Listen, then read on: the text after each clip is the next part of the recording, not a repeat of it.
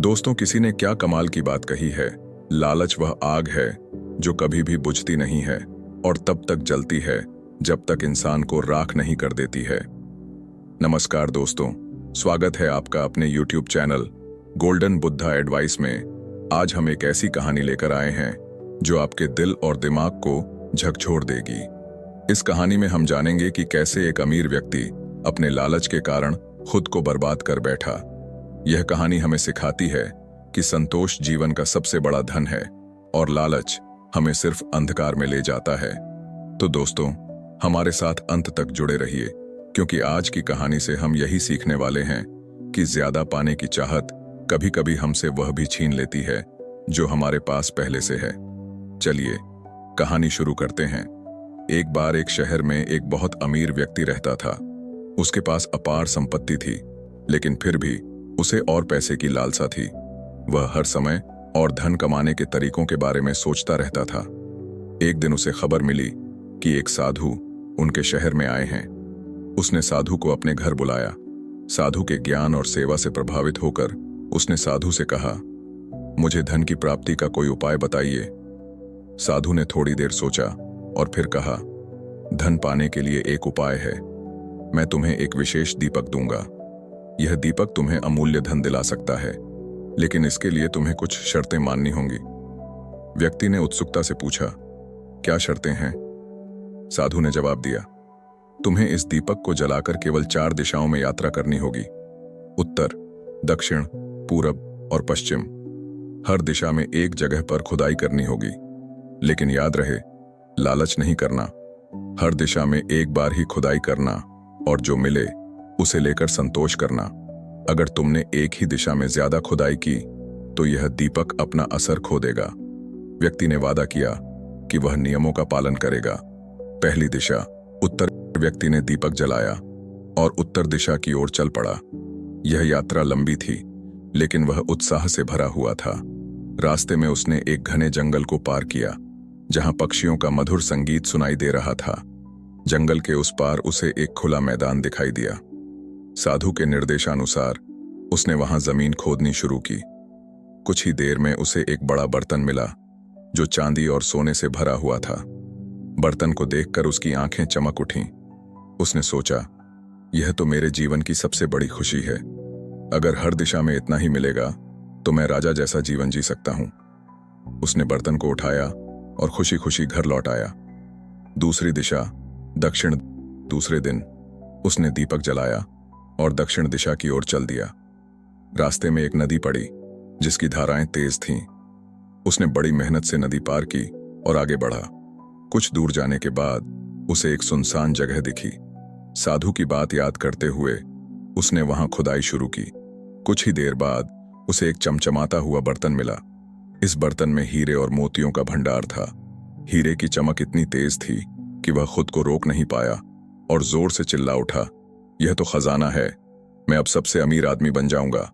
उसने बर्तन को संभाला और मन ही मन सोचने लगा कि अगले दिन उसे क्या मिलेगा।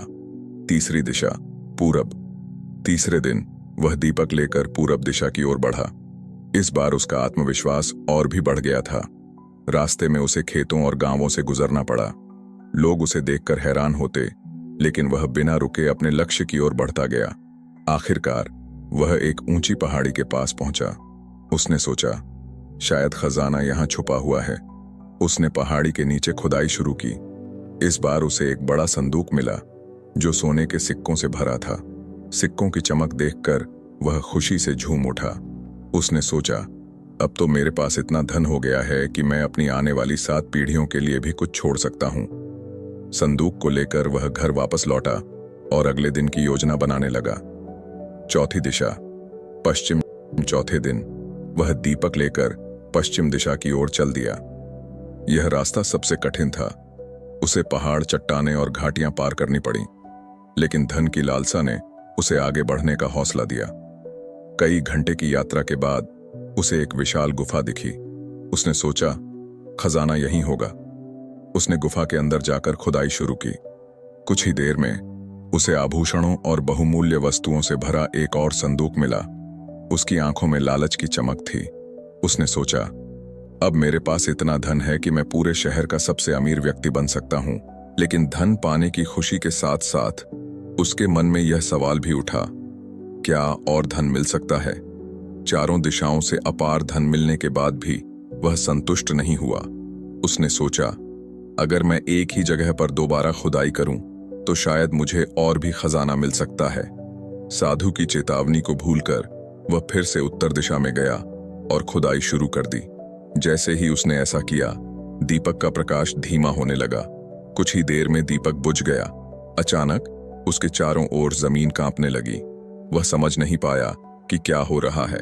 देखते ही देखते वह जमीन के अंदर धंस गया और सारा धन भी उसी के साथ चला गया।